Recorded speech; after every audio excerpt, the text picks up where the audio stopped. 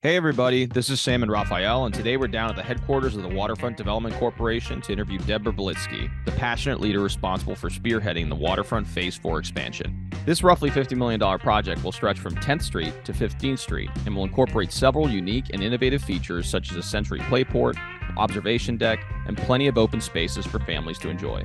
The Portland neighborhood has experienced a revitalization over the last 5 to 10 years, and there are many exciting residential and commercial projects in the area that bode well for future development. The waterfront expansion has brought a lot of optimism to the area, and we're excited to get a peek behind the curtain to learn about what's to come.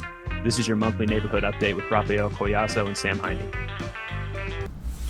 Hey everybody, welcome back to another episode of Street Talk. We're down here at the Waterfront Development Corporation with Deborah Bilitski, who is the president and executive director of the organization. And there's a lot of exciting things happening on the waterfront in Louisville that are positively affecting the city and the neighborhood surrounding. So we're excited to be here to get the inside scoop. So thanks for being with us Thank today. you for having me. Yeah, excited to meet you. Yeah. So just to start things off, I just thought this was interesting to paint a little bit of a background story. You come from the legal space. You practiced law for a handful of years before you got into Develop Louisville and the Waterfront Development Corporation. It's kind of an interesting transition. What brought you over here?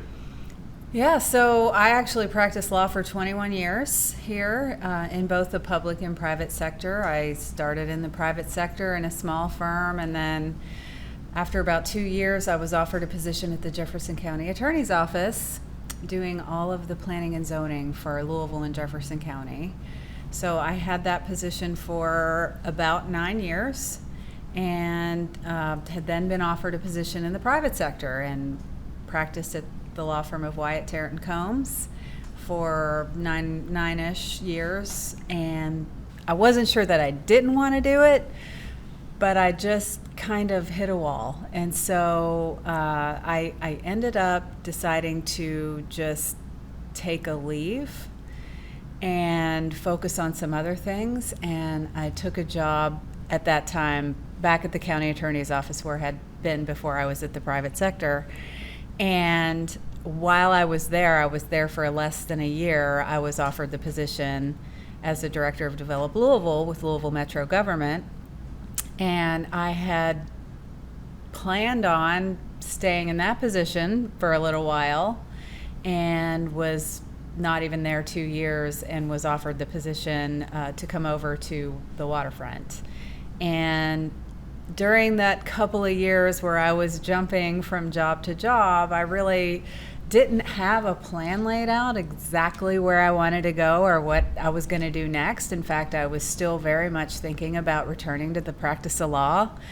And when the position opened up at Waterfront Park, it was as if a light bulb just went off, and I knew instantly, this is exactly what I'm supposed to be doing. This is why I kind of had that very, I guess call it a little bit unstable journey for that period where I just knew that I wanted to do something else, but I didn't know exactly what it was. And then it presented itself to me, and it just was amazing.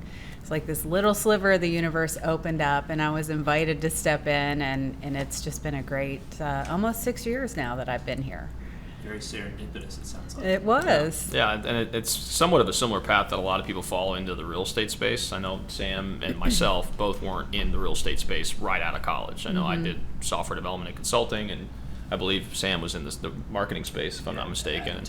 Advertising and marketing. So, finding your path, sometimes it takes some turns, but obviously you've been contributing in a great way here in Louisville, so we appreciate that. And I've been involved in around the waterfront and real estate development and zoning regulations and environmental regulations, local government officials, state government officials for all of my entire career.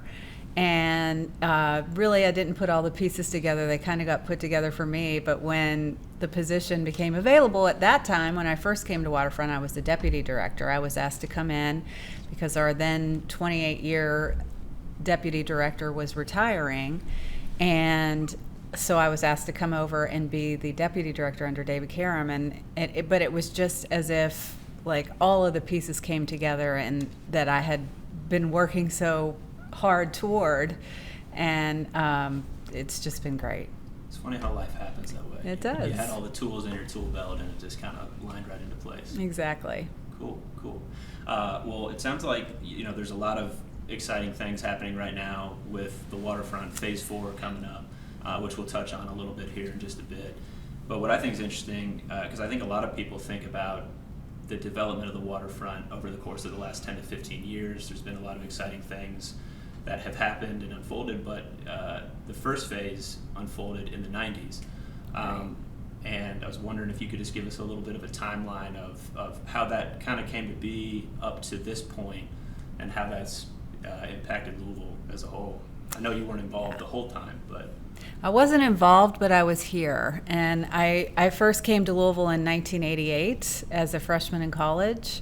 And so at that time, our waterfront was still what it had been for decades, which was just basically a wasteland of environmentally contaminated industrial uses. So we had scrap yards and junk yards and sand and gravel operations and asphalt terminals and oil tanks and refineries, railroad tracks, and just a lot of vacant industrial buildings, and you could not access our waterfront. You could not access our downtown waterfront.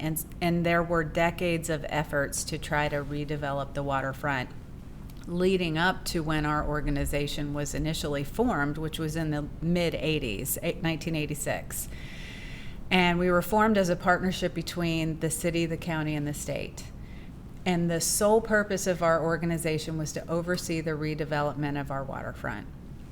And it wasn't until the time that our organization was created and there was an entity that was put in charge that really just transcended the political turnover and inherent in our elected officials, and that we could really get busy. And so in the late 80s, a master plan was created for the redevelopment of the first 3 phases of Waterfront Park, which are what we now know of as Waterfront Park. But it was years of land acquisitions, developing environmental plans, getting construction approvals, getting Army Corps of Engineer approval, getting railroad moved, getting River Road moved, getting an interstate ramp moved, and just I wish David Karam was here to tell you the story, because he could fill your entire podcast with just a history of all of the stories that were behind each and every individual parcel that went into the development of Waterfront Park. But this community has been behind this project, has been involved in the project, has believed in the project from the very get-go, and it's taken just the cooperation of our city, back then our city, county, and state, because we were not merged, and some really generous donors and corporations to really come together to make this project happen. And which I think is what has contributed to the success and still the overwhelming popularity of Waterfront Park. It's been community-based project that everybody has had a hand in. And so, the first phase of Waterfront Park was dedicated, I think it's 24 years ago, but the first phase of Waterfront, the Great Lawn, was dedicated over 20 years ago. The first full phase, which is on basically the western side of what you know of as Waterfront Park, is going to be 25 years old next year. And so it's taken over 30 years, 35 years just to get these first 3 phases completed. The last thing we completed was the Big Four Bridge. We're celebrating the 10th anniversary this year of the opening of the Big Four Bridge, which happened in February of 2013. So happy birthday, Big Four Bridge. And just this park is now, we've gone from an area where nobody could access the river to downtown Louisville's most visited tourist destination, our most beloved community space. We've got the most iconic thing in our city now with the Big Four Bridge, and it's had a tremendous impact on the downtown and surrounding neighborhoods. This park has catalyzed over $1 billion of redevelopment activity in downtown and surrounding neighborhoods. Because if you look at it, the Yum Center wouldn't be here if this was still a wasteland. Louisville Slugger Field, the soccer stadium, Whiskey Row, the resurgence of New Lou, Butchertown, all of these are really spin-off developments, and of course the Botanical Garden, and the list goes on and on. It's really been as a result of this park and the transformation of this space. Yeah, well, and especially when you think of all of the events that take place here every year, like World Fest and what was Forecastle and Waterfront Wednesday and all the apartment buildings down. We were talking about this before we started. River Road, yeah. The apartments down River Road. Mm-hmm. So you could totally see.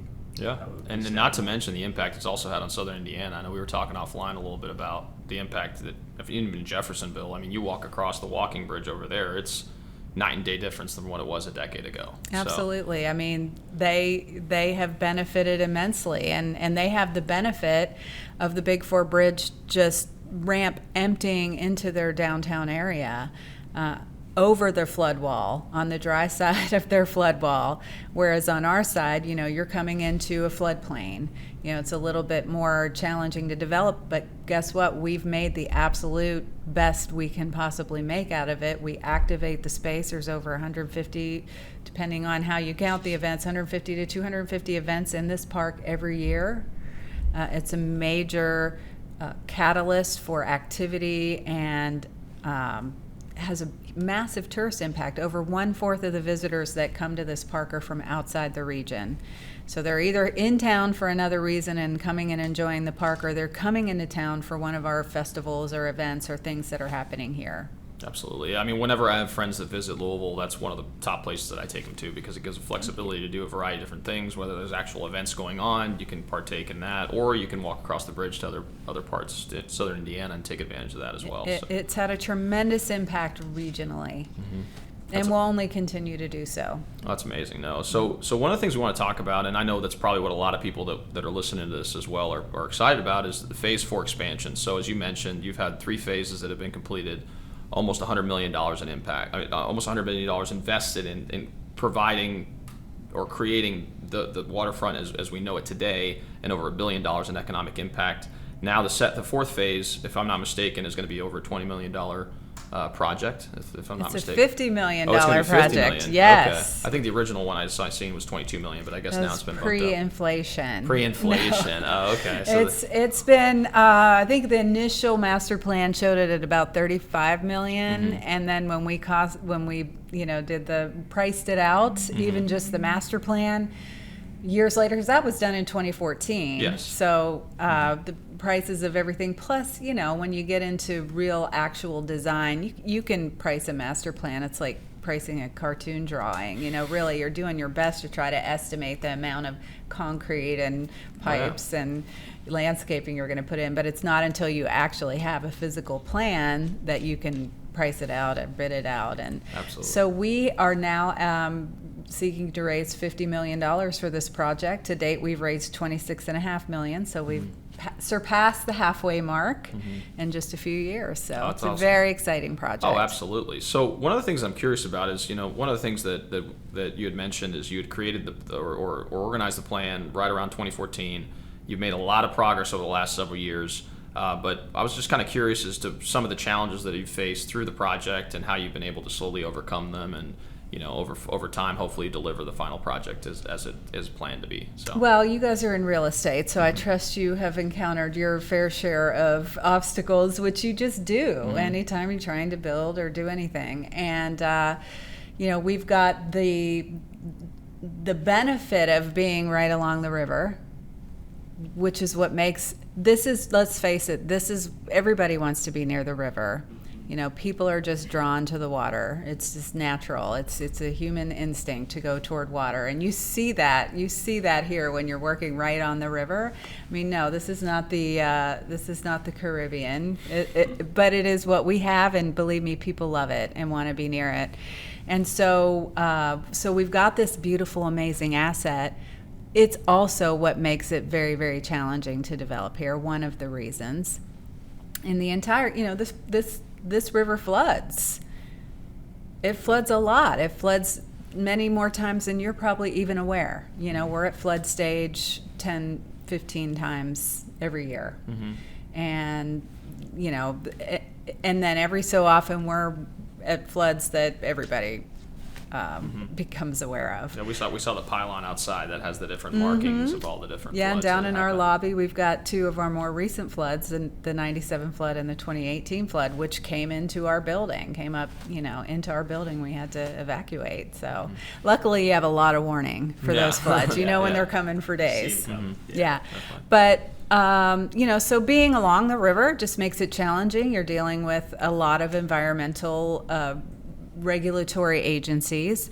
Another thing that we have, a special thing we have in Waterfront Park that not everybody has to deal with, is we have a big interstate that runs through it. So we're under the Federal Highway Administration and Kentucky Transportation Cabinet thumb for anything that we want to do. And, look, the interstate's here. We don't have the capacity to move it, but we're going to do our best to try to make it as pleasant an experience as in part of the park. And it can be a benefit at times too, because when it's hot or raining, guess where everybody goes during the chow wagon? Everybody's standing under the interstate. So, it's just on.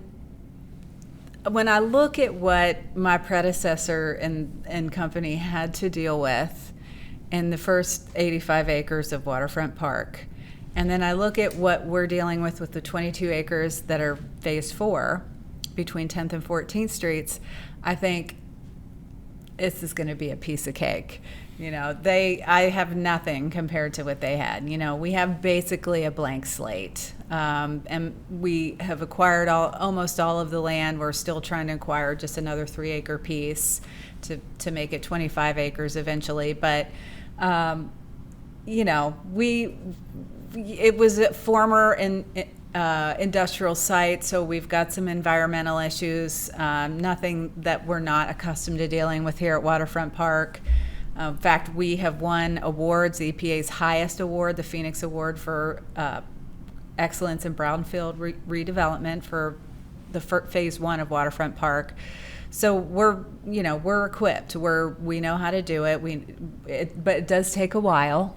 It takes a long time, and you can ask my construction manager, who I know wished that maybe he had changed his number, because I asked him so many times, when do we have permits? When are we going to have permits? When are we going to have permits? Because I was ready, we had the money, I was, ready to go, and it's just a long process to get all the permits needed to do the development. But, it's just, it's nothing that some time and effort doesn't, work through. Well, it's evidence of what's already been accomplished over the 30 years that have already taken place. So you kind of already have a proof of concept that has been such impactful for this section of the Waterfront Park. So it's only natural that the next phase is also going to have a sizable impact. And where it's located between 15th and 10th Street on the west side of the city, I think I'm excited to see what opportunities present themselves around that area as well as a result of the investment. And what's so extra cool about that site is when you look at the first 3 phases of Waterfront Park, there are a lot of physical obstacles and barriers to getting to the park. Honestly, like the interstate runs along the entire length. There are limited places where you actually can get through the interstate. On cross streets, and our connectivity to downtown is disjointed. Somehow people find us, somehow people, it's not caused a problem. But when you look at Phase 4, It is so nicely tied into the street grid at every street, 10th, 11th, 12th, and 13th streets. You've got 2 connections along the Riverwalk, and then you'll have the River Road extension, which is also slated for construction sometime. I don't want to say because it's not our project, but within the next few years, I am told it is going to begin construction to extend River Road from where it terminates now at 7th and 8th streets all the way under the 9th Street overpass and then connect into Rowan Street, which is along the southern boundary of the park, right after 10th Street. So it will be a nice vehicular connection, east-west, west-east, to connect all of the phases of the park. But it's so connected. There are over 10,000 residents that live within a 20-minute walk of Phase 4. And we've been so intentional, and just as my predecessors were with the first 3 phases of the park, of engaging the community and making sure that whatever is built here is something the community actually wants and needs. Because why would we spend $50 million? Why would we spend all this time to build something that isn't what the community wants and needs? So at every step of the way, we try to stay involved and stay connected, and the residents who live the closest to the park are the ones that we obviously go to first, because hopefully they're the ones that will use it the most. Absolutely. So yeah, and then that kind of leads us to the next question, which is related to the different components of the project. So this is obviously going to be executed in somewhat of a phased approach, which, so one of the questions that I have is related to the different components of that individual phase. I know I was able to go online. If you guys have a chance, definitely go check it out online. It's unbelievable the things that are going to be coming in that area. And so, what are the different, I guess, early phases that you describe within Phase 4, and then what do you foresee being some of the impact to the Portland neighborhood as a whole? I know, with these types of investments, obviously there are investment dollars that come along to be able to support businesses and residential homes in that area as well. First of all, what I will say is there's only the first phase, or what we call Phase 4A, is fully designed. And that is what's under construction now. That is an outdoor children's play area that we've designed in partnership with Kentucky Science Center called Playport at Waterfront Park. And it is not your ordinary playground.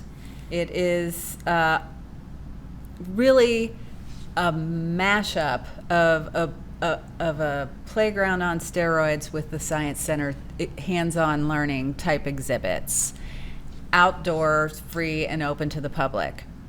And this really started several years ago when the Science Center approached us and said, we're landlocked.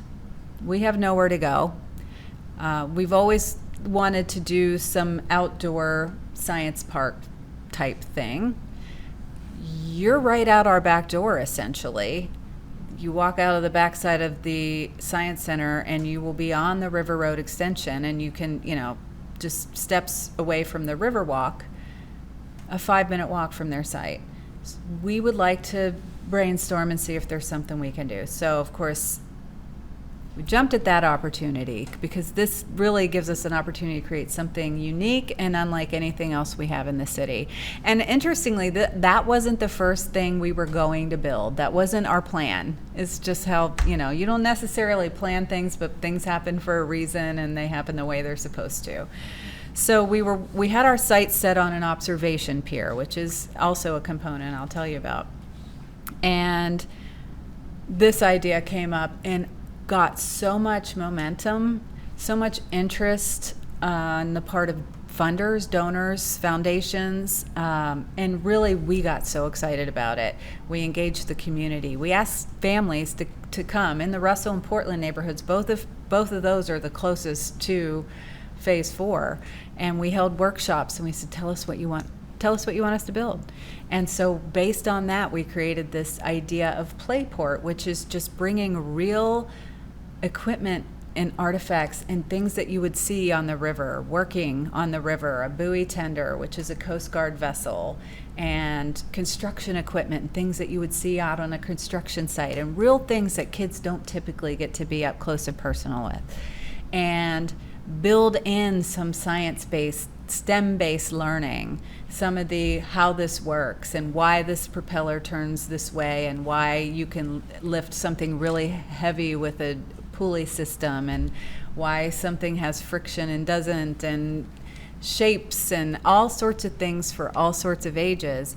And so we've created this really unique, exciting thing that is a bear to build, by the way. I will tell you, but we've gone out and sourced all of this equipment, and we've tasked our contractors with getting it so that children can play and maneuver and do things. So we'll have a real excavator on the site, and we'll have a real dump truck bed. It's enormous. And we'll have real excavator bucket from a mining operation that's 40,000 pounds. And we'll have a real pilot house from a buoy tender, and real buoys and chains and things, that give that context of where you are, and that this site is where our city was born and why our city was born, with the locks and the Falls of the Ohio and all of that, and just bringing it to life and then making it educational too.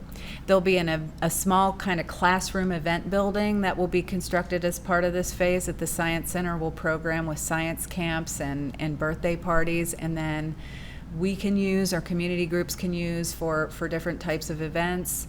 And then parking lot and restrooms and landscaping will all be part of the first phase. So that's the first phase 4A. It's a big phase. If you could tell, I'm excited about it. It's an expensive phase too, but it will be so interesting, and really will have a regional draw. And other things that we have in the master plan, which have not yet been fully designed, so there's plenty of opportunity for the community, and we will go out to the community when we're ready to start on the next phase and get their input.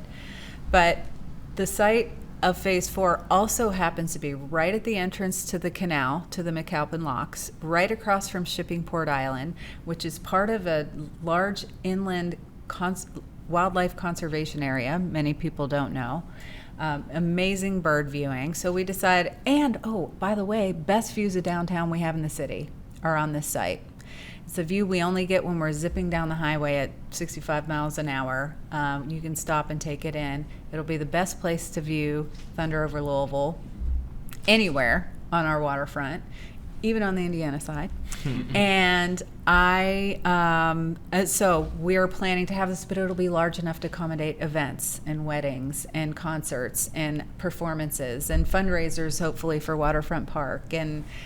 And so we're creating this space for people to get up close to the river, because that's where people want to be. And it's unlike anything else we have in the park. So think of phase 4 as it will be every bit as award-winning and first class as the first 3 phases, but it's not a carbon copy. We will have different types of amenities and features within there. You'll also see things like you typically see in Waterfront Park, our benches, our swings, our picnic areas, and lawns. But there'll be other features that are quite different. So the observation pier, there's a conceptual planned outdoor exercise area. We'll have gardens and plazas and that sort of thing. All that is to be developed, but you can see that on the master plan, kind of what the thinking was in the overall design concept for it. It's amazing. Yeah, I know. And you had mentioned the playport. I mean, I was able to see some of the plans. It looks really cool. And it's not only that, but it's going to draw in children from all across the city that are interested in exploring, a variety of different things. And like you mentioned, exploring some of the history of the riverfront as well. And go ahead, Sam. Well, I was just going to say, I think it's cool that you're paying homage to the community down there, too. Just tapping in, seeing what everybody values and what they want to see more of in their own backyard. But then also the historical piece. It's like a lot of people forget that that's like original Louisville down there. Like that's where the original hub was for so many years. So absolutely. This particular site was the site of the first onshore settlement in our city at 12th and Rowan Street, which is at the entrance to the park. So really is a historically significant area. Landmark. And we plan to tell that story. We plan to include that in the design and in some interesting way. Yeah, and you mentioned the interlocking of the roadways, the grid pattern supporting the park as well. I mean, we talked a little bit about Southern Indiana and what impact that's had, the walkability in that area. So I think this obviously is a catalyst for greater things to come for that area as well. So. Yeah, I mean, it's really about the overall prosperity and well-being of this community, and that's really what this park is about. We want to create a welcoming, accessible, beautiful space for people to come together, and that's what people do. We come together at Waterfront Park. We come together when we're celebrating something here. We come together when we're mourning. We come together here to demonstrate. I mean, this is the place where people come to be together in good times and in bad. And that is something that makes me so proud about working at this place, and something that is such an important part of our team's values, is making sure that this space remains that refuge, that connection space. And this will connect our community in a way that nothing else that we do can, because this river connects us as a community. Something about coming down here, like I said earlier, it's healing, it's mentally good, it's everybody's space. This doesn't belong to a particular neighborhood, it belongs to all of us, and people feel welcome here. So that's something that I'm excited to continue to expand westward past the 9th Street Divide, which has plagued this city for far, far, far too long. And I think this is something that will really help to bridge that unlike anything else can. Outside of coming out and enjoying the waterfront, enjoying the parks and venues and any events that happen throughout the year, what can people do at home to support? You mentioned that you were raising $50 million halfway to that goal. Is that something that the average citizen could contribute to in one way or another? Or what's the best way to support the overall vision? Because it's an asset really to everybody that lives here. Absolutely, and I thank you for saying that. That is... there are a lot of ways that people can support. There are ways to support in very low cost or no cost ways. You can come down here. You can not leave your trash. You can come and enjoy one of our events. You can and buy a beverage or a hot dog from one of our vendors. You can give in ways, financial ways, which are also very, very important to the long-term maintenance of this space. We are a partnership between state and local government. We are not fully funded by those entities, so we have to generate the majority of our own revenue to keep this park going. And so our events keep this, help feed the park and help maintain the park. Our restaurants that we have in the park, and lots and lots of other ways, including the generosity of this community. And we have been blessed by having the community involved at every step of the way. And we've had to, in more recent years, turn back to the community and say, hey, if you love this space, if you value what it is and what it has done for this community, and you wanted to keep doing that and keep giving back the $40 million annual economic impact that this park has, then you need to help us to steward and maintain it for the long term. And so you can make a donation just to the operating, to support park operations. And of course, you can always make a $24.5 million donation for those who are capable to help fund the rest of the Waterfront Park Phase 4 expansion, or any amount less than that. Absolutely. No, and I'm hopeful that through their efforts with this video and everything, we can have more people get engaged and really just learn about the history and ways that they can contribute to keeping the city as prosperous as it has been, in particular as it pertains to the waterfront. So as far as people wanting to get in touch and learning more, maybe volunteering, what is the best way to be able to do that? Well, I would say check out our website, which is ourwaterfront.org. And look around there, and if you can't find what you're looking for, give us a call. We're here all the time. Stop one of our park maintenance supervisors out in the park. We're a very, very small, tight-knit team, so if you talk to one of us, it's likely that all of us are going to hear about it, and you'll get to the right person pretty quickly. And just give us a call. Our number's on the website, 502-574-3768, or just look us up and shoot us an email. It's anyway, we're small. We're very small. We've done a lot. We do big things, but we're a very small operation, and we love having community involvement. So yes, you can volunteer, you can bring a group down, you can help pick up trash, you can help paint light poles, you can help weed our gardens, our community gardens, and you know, we have donation boxes on the Big Four Bridge. You can drop a quarter in there, or you can you know, donate online on our website anytime, any amount. We get a lot of $10 donations, and those are sometimes the most meaningful ones, because those, you know, we appreciate that people value this park at whatever level they are willing to let us know that. Definitely. And we'll make sure that all is included in the show notes as well. So if you guys are watching this on a video format or podcast format, we'll make sure that's all included there. And I appreciate that. Yeah. Cool. Well, Deborah, we appreciate you coming on. This was really interesting to hear more about. Well, Definitely. thank you for having me. Yeah, pleasure. Appreciate the time.